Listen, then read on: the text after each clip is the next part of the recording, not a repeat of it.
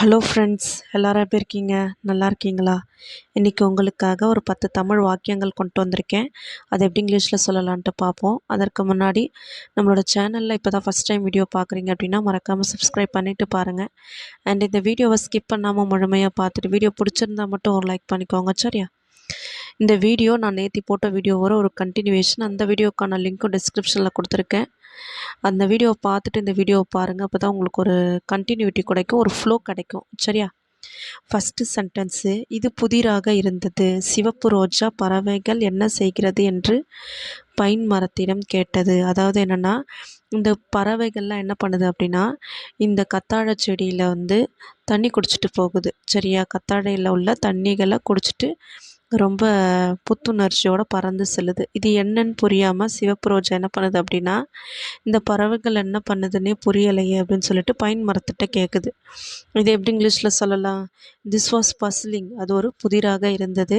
And the red rose என்ன பண்ணுது அப்படின்னா, ஆஸ்க்டு த பைன் ட்ரீட்ட கேட்குது. What the birds were doing, இந்த பறவைகள் என்ன பண்ணுது அப்படின்னு கேட்குது.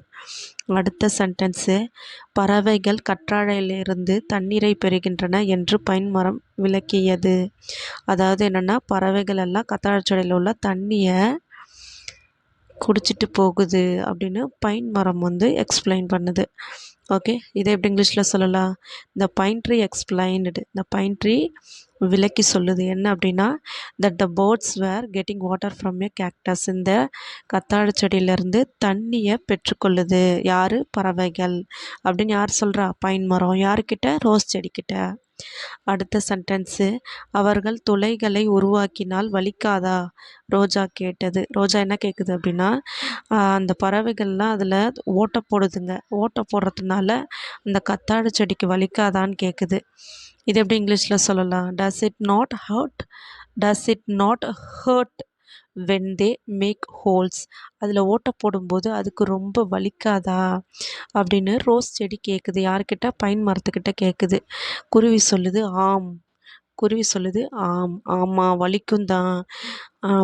ஆனால் பறவைகள் துன்படுவதை கற்றாழை விரும்புவதில்லை என்று பைன் பதிலளித்தது. அதாவது அதுக்கு பைன் மரம் என்ன சொல்லுது அப்படின்னா, பறவைகள் துன்படுத்துவதனால கத்தாழைக்கு வலிக்கும் தான், ஆனாலும் இந்த குருவிகள் கஷ்டப்படுறத அதெல்லாம் பார்க்க முடியல அப்படின்னு சொல்லுது. யார்? பைன் மரம் இதுக்கு பதில் சொல்லுது, ரோஜா செடி கேட்டதுக்கு. இது எப்படி இங்கிலீஷில் சொல்லலாம்? ஸ்பேரோ, எஸ், ஆமாம், வலிக்கும் தான்.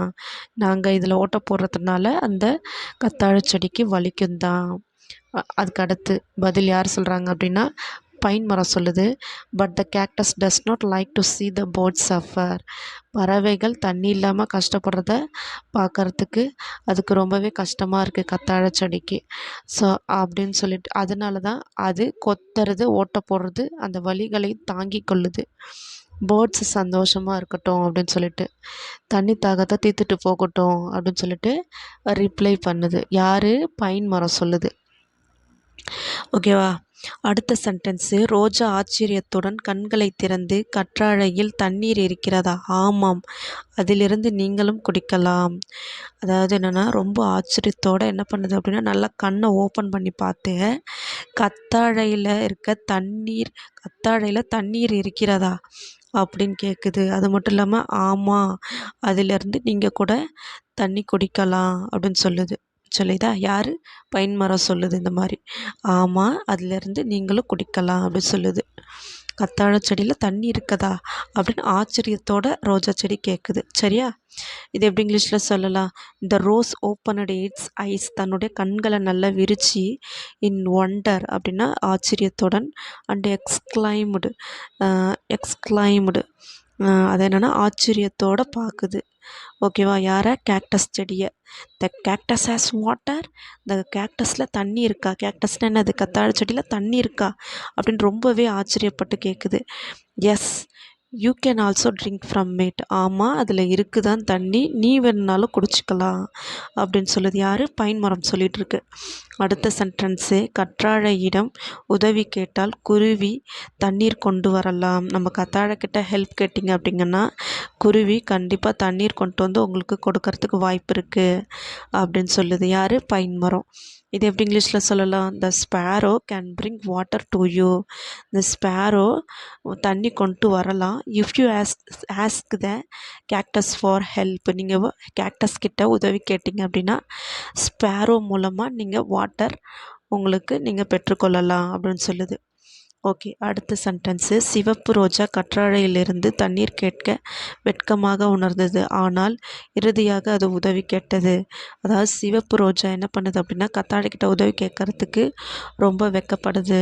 ஏன் அப்படின்னா ஆல்ரெடி நம்ம என்ன பண்ணோம், அந்த ஸ்ப்ரிங் டேஸில் அதை ரொம்பவே இது ஒரு யூஸ்லெஸ்ஸான செடி அப்படின்னு சொல்லிட்டு இன்சல்ட் பண்ணுச்சு இல்லையா, அதனால நாம் தப்பு பண்ணிட்டோங்கிற மாதிரி ஒரு மாதிரி ஷையாக ஃபீல் பண்ணுது. அது மட்டும் இல்லாமல் கடைசியாக உதவியும் கேட்குது கேக்டஸ் கிட்ட.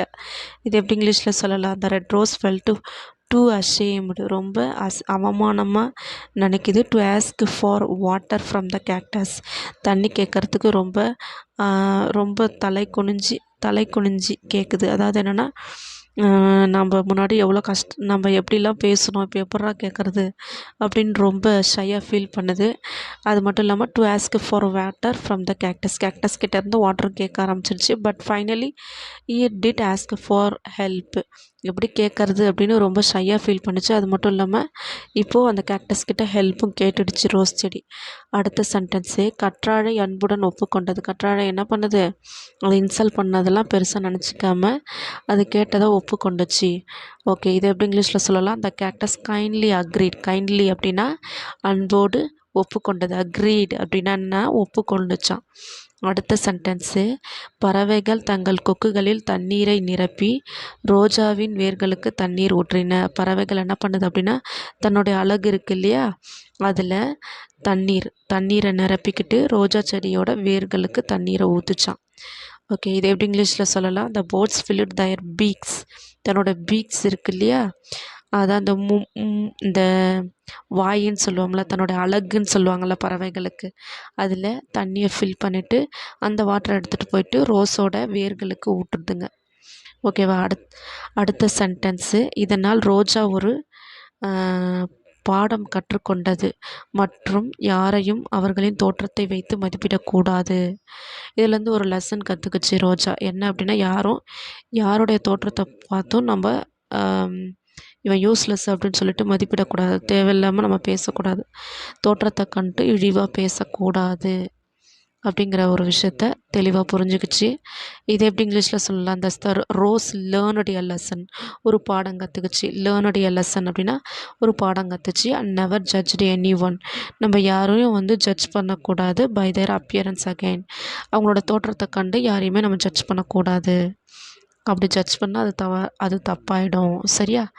அவ்வளோதான்ப்பா இந்த வீடியோ பிடிச்சிருந்துச்சு அப்படின்னா ஒரு லைக் பண்ணிக்கோங்க. அண்ட் இதே மாதிரி அடுத்த ஒரு 10 தமிழ் வாக்கியங்களோட நெக்ஸ்ட் வீடியோவில் சந்திப்போம். அதுவரையும் டாட்டா, பாய் பாய்.